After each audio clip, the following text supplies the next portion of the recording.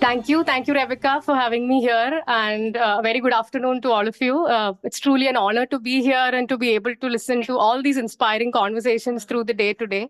I'm Divya Verma, and I represent Ajivika Bureau and Work Fair and Free Foundation. And we work with a very specific focus on internal labor migrants in India who move within the boundaries of India from villages to cities on a yearly basis and working informally at the very bottom ends of our economy in India today.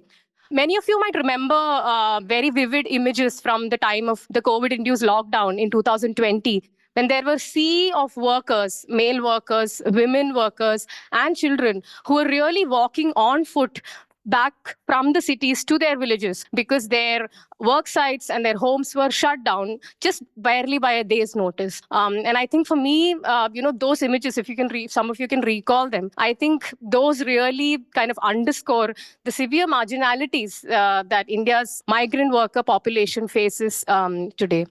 So it's the climate week that's going on in New York, and it's really triggered by climate variabilities and a very rapid degeneration of agricultural livelihoods that's really forcing about 140 million people to migrate every year from India's villages to cities and live in cities in a very deplorable condition that is mired in invisibility and indignity.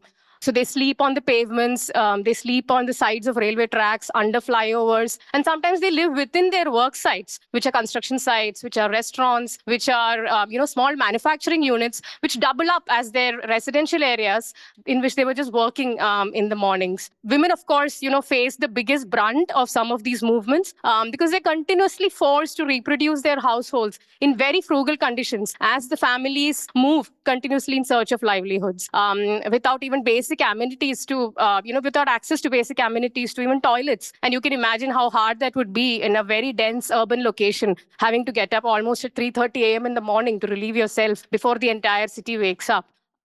Of course, work conditions are themselves extremely compromised. Work hours are very long, wages are erratic, and minimum wages are seldom paid to these workers. And the biggest issue really is that the employment relationships are highly informal, which means that there is no employment contract that governs the relationship between the contractor and the worker, which means that it's very easy for the worker to get away, to not receive access to wages. That contractor can get away without paying them wages. The work conditions itself is severely precarious. Loss of lives, loss of limbs, amputations, severe exposure to long-term health hazards. These are very common experiences faced by migrant workers in India today. Of course, in all of this, children face the biggest brunt because they are continuously forced to move along with their parents when they move in search of livelihoods. So access to education is a big issue. And being deprived of a sense of rootedness in their own communities, that's a big issue for the children who are growing up in some of these migrant families.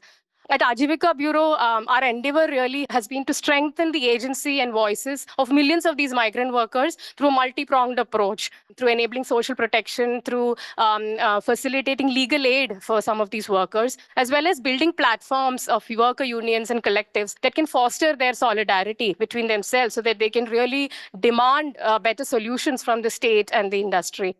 At Work Fair and Free Foundation, which is an organization that I've co-founded recently, we undertake systematic knowledge generation and research in order to characterize some of the hardships faced by migrant workers and to make sure that some of these are mainstreamed in the conversations in policy discourses and with industries in India today.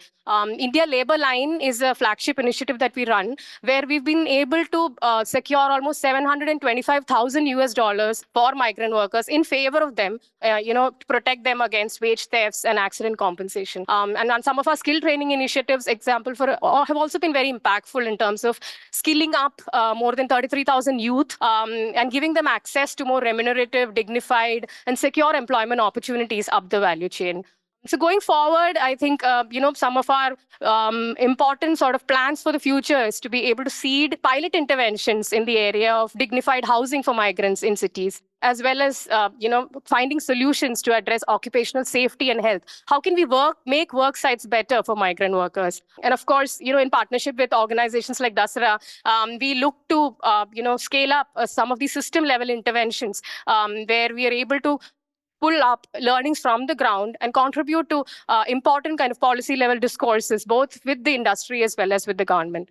So just to conclude, our vision is for a world where everyone is able to live and work with dignity everywhere. And we hope to contribute to a space where migrant workers are able to experience equity and dignity in access to opportunities for themselves and their communities. Thank you. No Cost Extension will be back next time with a brand new episode. For more information on any of the work that Dasra does or any of the guests featured on the show, please go to dasra.org.